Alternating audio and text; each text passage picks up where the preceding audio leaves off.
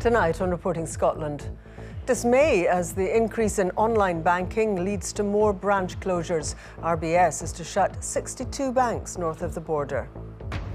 A review of background checks on coaches in youth football says there needs to be robust monitoring.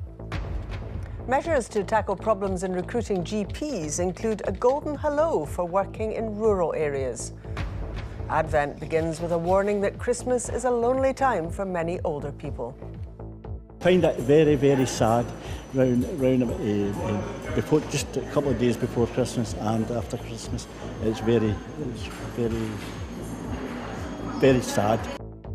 And also in the programme, golden memories of Meadowbank as the famous sports stadium prepares to close its doors for the final time this weekend.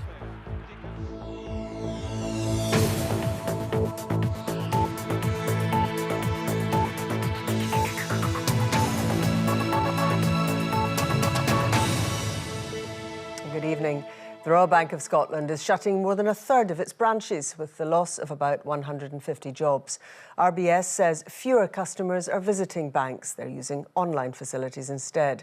Unions want the Scottish Government to protect the communities that will be hardest hit. Here's our business correspondent, David Henderson. Open for business, but for not much longer. This RBS branch in the Highland town of Beaulieu is earmarked for closure, just 3 months after the town's other bank shut down too. Some customers here are not impressed. Well, it's a great shock to us all. It'll spread through the village like wildfire. RBS closed today. Bank of Scotland closed in September. And, you know, in a world where I admit things are going online, if you want to build communities, particularly in the Highlands of Scotland, you need the infrastructure, you need the amenities. And banking is a huge part of that jigsaw. We've mapped out the scale of the closures. More than 1 in 3 branches will shut across the length and breadth of Scotland, from Alloa to Aviemore and Castlebay to Bannockburn. The bank's latest advert highlights its place in Scottish life. But on our high streets, we'll see much less of RBS, not more. Fewer than 90 of its branches will be left. We're the Royal Bank for Scotland. Today's announcement of closing 62 branches across Scotland is institutional financial vandalism and will have devastating effects on communities and customers. Many banks, not least RBS, are scrambling to keep up with the needs of their customers, which are changing thanks to new technology. Many people now do their banking online or on their smartphone, so they don't have to go into a local branch to manage their money. RBS declined our interview request, but in a statement they told us, since 2012 the number of customers using our branches in Scotland has fallen by 44%. Only 1% of our customers now use a branch regularly. But as those banks close, they leave a gap which communities may struggle to fill. The banking union wants the Scottish Government to step in. We will look at anything that we can do, and I promise the customers and the staff of RBS branches that are affected today that we will do everything we can with RBS to see if we can maintain services in local communities. But there is a limit to what we can do. Banking is a reserved area, it's a UK Government responsibility, and of course UK Government owns the bank. The UK Government's to meet RBS for talks on this, the latest round of closures by a high street bank. But as technology takes more customers online, it's unlikely to be the last. David Henderson, Reporting Scotland. Well, one town that's heard this week it's facing the loss of both its RBS branch and its Bank of Scotland one is Bridge of Allen near Stirling. Our business and economy editor, Douglas Fraser, is there for us tonight. So, Douglas, is this about online banking, customers changing the way they're banking, or is it about banks simply wanting to cut costs, or a bit of both? Well, it is a bit of both. The Royal Bank of Scotland here still in recovery mode, trying to cut costs to to align its costs with a much smaller bank that it's become in the past 10 years. £700 million coming out of its cost base this year, and that's continuing right through to 2020. But it's not just about the problems at Royal Bank of Scotland. As you said, the Bank of Scotland just here, it's announced this week that it's going to be closing down. TSB has closed down just in June, and 3 years ago Clydesdale closed as well. And this has been driven by consumer choice. that consumers are using the new technology, they're embracing that new technology. It's a great opportunity for them to find it more convenient for the type of banking they're doing. That's most consumers, but there's a minority who don't like it. Banks are trying to help them adapt to the new technology and to give them the option of using the post office. But this change is only going to pick up the pace in the next few years. Financial technology is an opportunity for Scotland. We're good at finance, we're good at technology. Put them together, and a recent report said that Scotland could gain 15,000 jobs. On the other hand, if it doesn't embrace that, it could lose 15,000 jobs.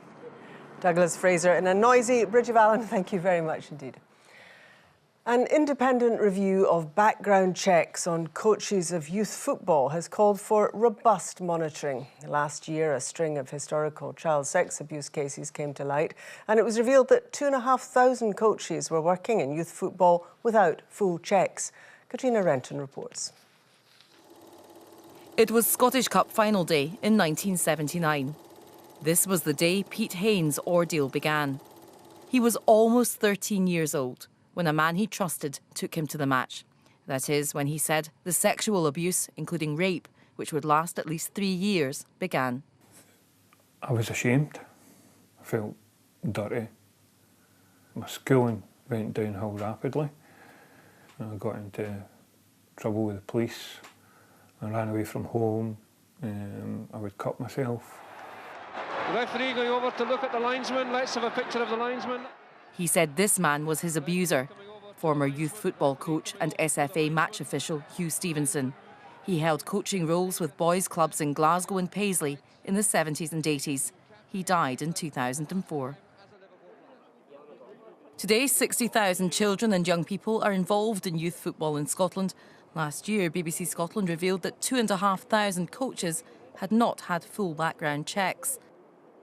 Earlier this year, the chief executive of the SYFA, as well as the SFA, were criticised at Holyrood for these lapses in child protection. As a result, a review was commissioned. It has made 13 recommendations. Among them, no adult should be appointed to work with children and young people until they have been confirmed a Protecting Vulnerable Groups scheme member. That means had full disclosure checks completed.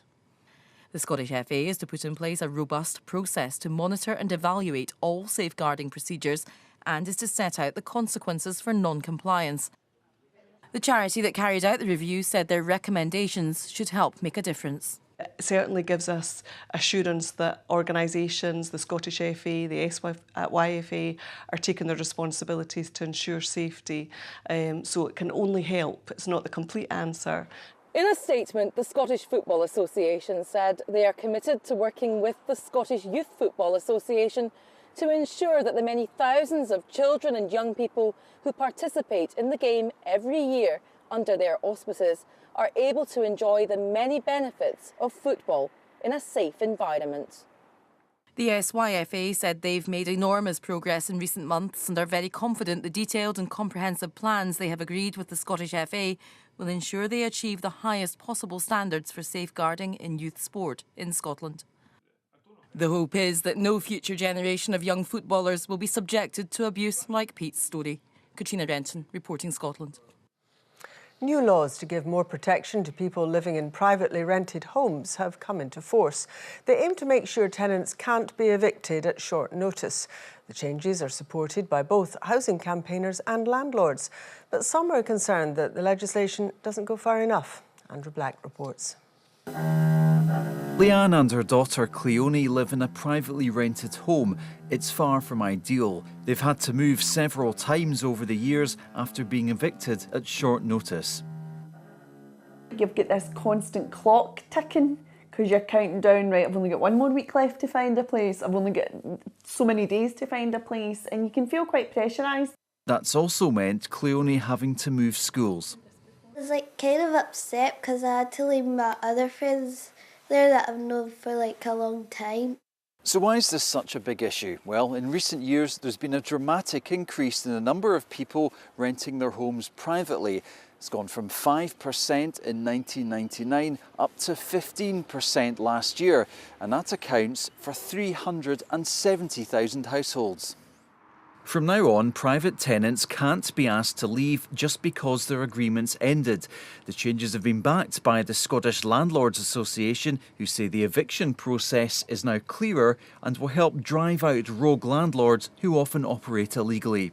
But there's concern that the new legislation places the onus on tenants to say if they've been unfairly treated. You would have to almost be like Columbo and do your detective work. My experience is that when people end up being made homeless, they aren't Sherlock Holmes. They aren't a detective. Their concern is to get a roof over their head. However, amid a housing shortage, the government has to strike a balance between secure tenancies and keeping private landlords on side. A landlord, in order to recover the property, has to have reasonable grounds for doing so.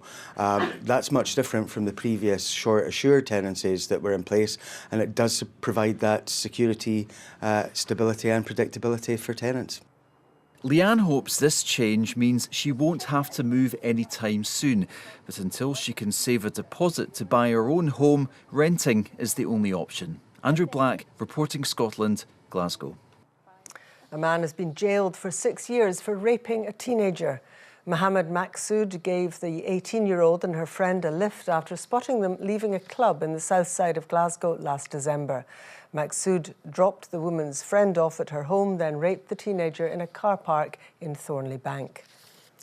Transport Scotland says arrangements to cope with the partial closure of the Queensferry crossing highlight the resilience of the new bridge. Southbound traffic has been diverted across the old Forth Road Bridge to allow engineers to carry out resurfacing work on its newer neighbour. We've seen an increase in traffic early on. The morning peak went very, very well. Around about 10 o'clock we had a couple of incidents, possibly because of low sun. We had a couple of shunts, and unfortunately it was vehicles that we couldn't tow off the bridge, and we had to actually lift them up off the bridge. Now this highlights the resilience of the new bridge, because in the Forth Road Bridge here we don't have a hard shoulder to put them on. The Scottish Government has announced plans to recruit an extra 800 GPs over the next decade. Health Secretary Shona Robison said it would ensure that GP practices across the country had a sustainable future. Our reporter Katie Hunter joins me now. Katie, what's the background to this announcement? Well, Sally, as you know, problems recruiting and retaining GPs in Scotland are well documented. So Shona Robison's announcement today about 800 new GPs over the next decade has been broadly welcomed. Now, the Scottish Government says there will be £7.5 million in 2018-19 to recruit and retain GPs, particularly in rural areas. Now, that includes golden hellos of £10,000 for a GP who takes up his or her first post in a remote area, and up to £5,000 for a GP who relocates to a rural area. Now, this all comes as the Scottish Government's looking to roll out its new GP contracts. And many GPs in rural areas have spoken that they're concerned about the financial impact that might have on their practices. But today, the Rural GP Association in Scotland said Shona Robison's announcement was a positive step. We welcome the fact there's that extra investment. There's a lot of money that has been promised, and that's really it has to be welcomed. We've been suffering a kind of a lack of resource in primary care in Scotland for really quite some time, so that's welcomed. How it's spent and practically what it's going to be spent on and how the decisions are going to be made, that's where the next kind of challenge kind of really lies. Well, Sally, one interesting point is that the Royal College of GPs has said Scotland's facing a shortfall of 856 GPs by 2021. Now, today's announcement is talking about 800 new GPs over the next decade. So if the Royal College of GP figures are correct, there will still be a shortfall. And one final point, everyone I've spoken to today is talking about detail. They want to know more detail about these plans. The Scottish Government says that detail will be forthcoming when it publishes its primary care workforce plan. Thanks very much, Katie Hunter. You're watching BBC Reporting Scotland. It's coming up to 17 minutes to 7. A reminder of tonight's top story. RBS is shutting more than a third of its branches. More than 60 of them will close, with the loss of about 150 jobs. And still to come, a warning that Brexit could be a threat to Scotland's growing renewables section. Around 60,000 Scottish pensioners will be spending Christmas Day alone this year, a sharp rise on 2 years ago. The charity Age Scotland say it should remind people that many of our pensioners are lonely and could do with a helping hand. Aileen Clark reports. It's the 1st of December and people's thoughts are turning to Christmas. They're celebrating in wood at the Men's Shed project in Barrhead. But this is not just about carpentry skills, it's so much more. It's a social thing, getting people together, sitting, chatting and talking about everything, Tom, Dick and Harry, and joking and cracking. It's a great excuse to come away from the house. A lot of the guys did these wee kind of things in the shed at the bottom of the garden, but that's on their own, doing it on their own. It's a different thing coming in here and doing it in the company of other people. And it's not just men in the shed, there's women too. And the research today that so many thousands of Scots are spending so much of the festive season alone doesn't come as a surprise to this group who are all retired. This project gives them a focus and a social life, keeping loneliness at bay. When people become widows and widowers, it becomes worse. And the loneliness can be so much, it's an illness that just eats into you. Eats into your soul. And until it's happened to you, I don't think people actually realise what it's like. The research was carried out by the charity Age Scotland, who help fund this group. And they say there are a number of reasons why increasing numbers of Scots will find themselves alone this Christmas. People want to live more independently in their own home, but that does bring the other issues with it, particularly when it's around health, that the mobility aspect, where they can lose mobility and it keeps them more housebound, and as a nature of that, they lose touch with a lot of the community. At this Glasgow Old People's Welfare Centre, they're trying not to let mobility issues keep them back. Isabel says her driving days might be behind her, but she's still out of the house as often as possible. Because I get lonely.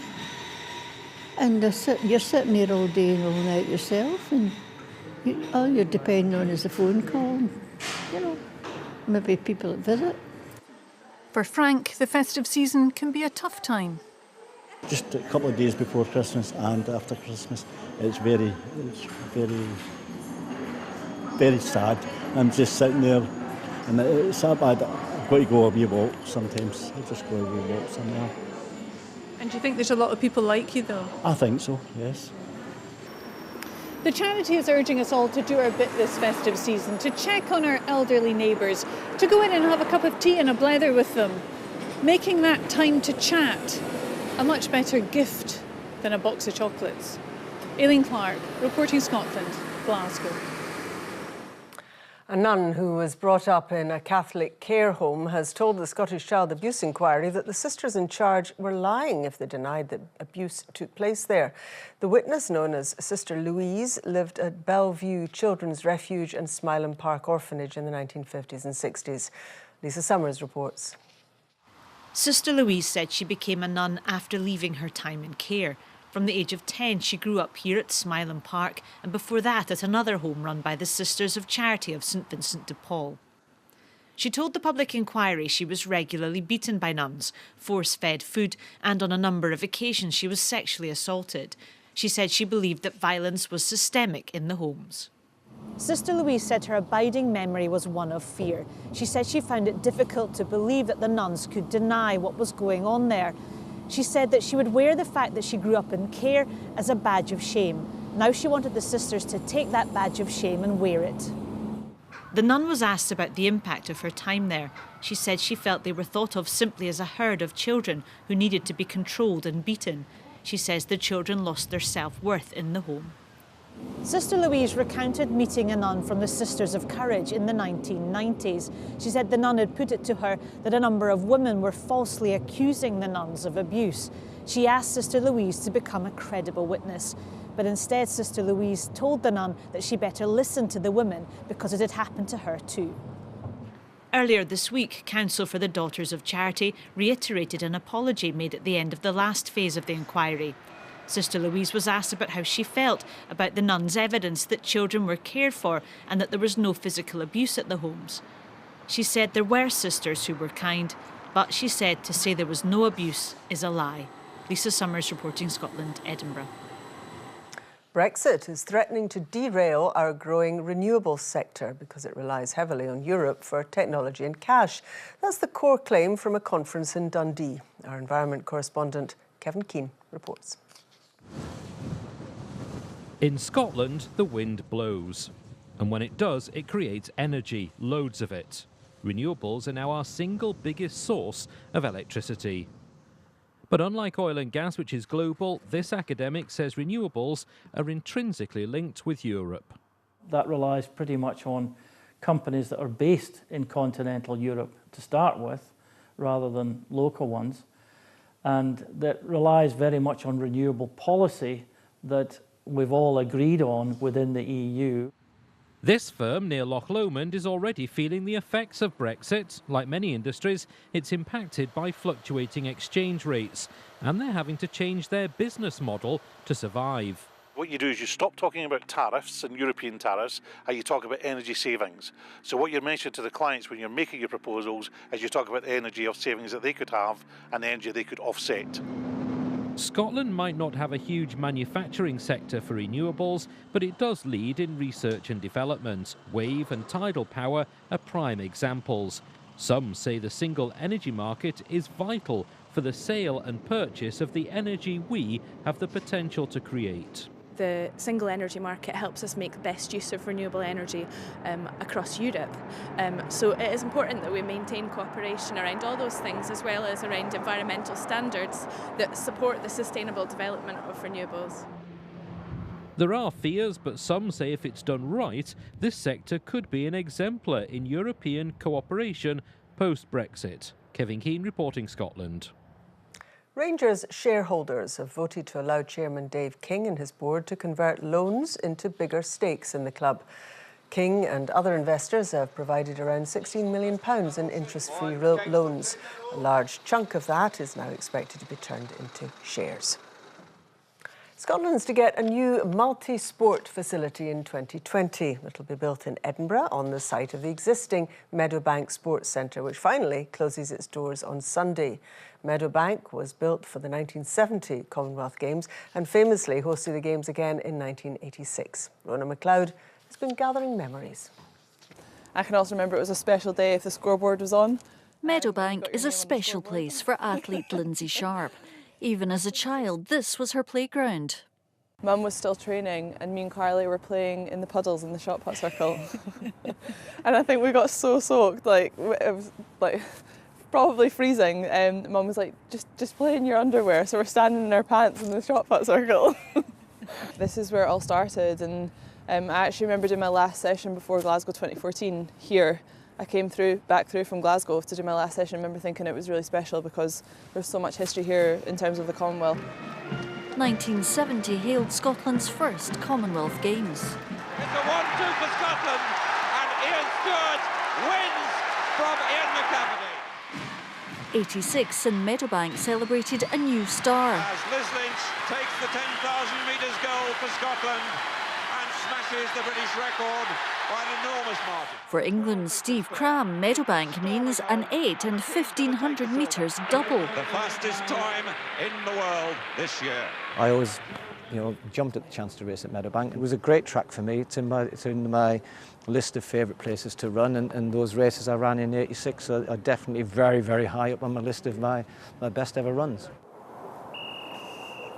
And last night, the final session for many at Edinburgh AC. Right up till the last minute, you're hoping they get a reprieve. But here we are now, the death sentence has been done and the old lady's gone now. So it's all the memories are all just gone. Such a shame.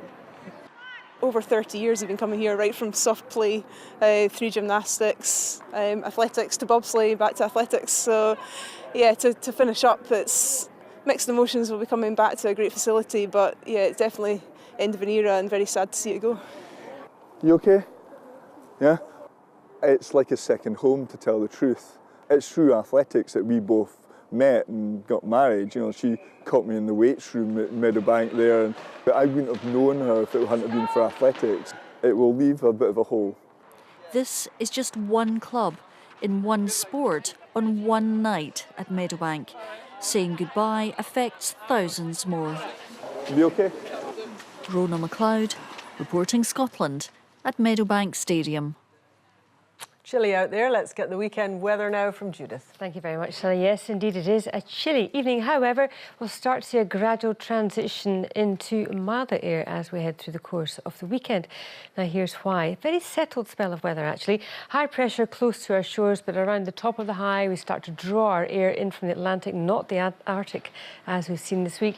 And this weather front here introducing more in the way of cloud generally as we head through tonight and tomorrow. It's a largely dry start to the night. Clear skies running through central and southern Scotland, parts of the east as well. Could see a touch of frost here, some mist and fog patches forming as well. But more in the way of cloud across the north and the Northern Isles and the northwest, seeing some outbreaks of patchy rain or drizzle here and there. Lows typically of around about 2-3 Celsius inland, but towards coastal areas holding up at around 5 or 6 Celsius. That's the start of that milder air coming in. So tomorrow starts predominantly dry, some early brightness actually across a good part of the country.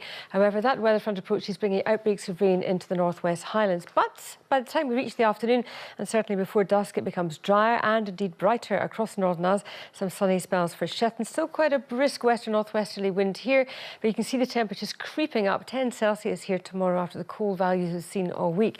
Clouding over for the northeast as we head through the day. Some spits and spots of rain, nothing to write home about. I think we'll hold on to brighter skies through the central lowlands and certainly the southeast or the borders before we reach dusk, and that's where we'll see the coldest temperatures up to 7 degrees. So if you're thinking of heading to the hills tomorrow, well, northern ranges holding on to a lot of cloud, quite murky conditions, hill fog here as well, a steady strong to gale force west or northwesterly wind, and that kind of rain that gets under your clothes, so a very cold wet day here. Southern ranges though feeling better, holding on to the dry weather and more in the way of brightness and generally colder, not quite the strength of winds, but still a good breeze blowing at the tops nonetheless. As far as the rest of Saturday is concerned, that weather front sinking southwards, bringing some spits and spots of rain, nothing particularly heavy. Then it all starts to clear up across the north, so clearer skies developing as we head through into Sunday morning. So the weather front clears away from the south Sunday morning. That leaves us with actually a lovely day. Plenty of dry weather, bright, good sunny spells. We'll see 1 or 2 showers across the Northern Isles, particularly Shetland, but elsewhere it's a dry affair. One way of cloud towards the west and the far north, and temperatures still starting to creep up. Then on Monday, a largely dry picture with a wee bit of rain across the far north and northwest, and temperatures certainly on the mile side, just a wee bit of a westerly breeze. And that's your weather forecast. Sally. Thanks so much, Judith. Reminder of tonight's main news. Theresa May's deputy Damien Green is under renewed pressure after a retired detective says he found thousands of pornographic images on a computer in Mr. Green's office. Mr. Green's again insisted that the allegations are false. The Royal Bank of Scotland is shutting more than a third of its branches with the loss of about 150 jobs. RBS says fewer customers are visiting banks, but unions want the Scottish Government to protect communities that will be hardest hit. That's Reporting Scotland. I'll be back with the headlines at 8 and the late bulletin just after the 10 o'clock news. Until then, have a very good evening. Bye-bye.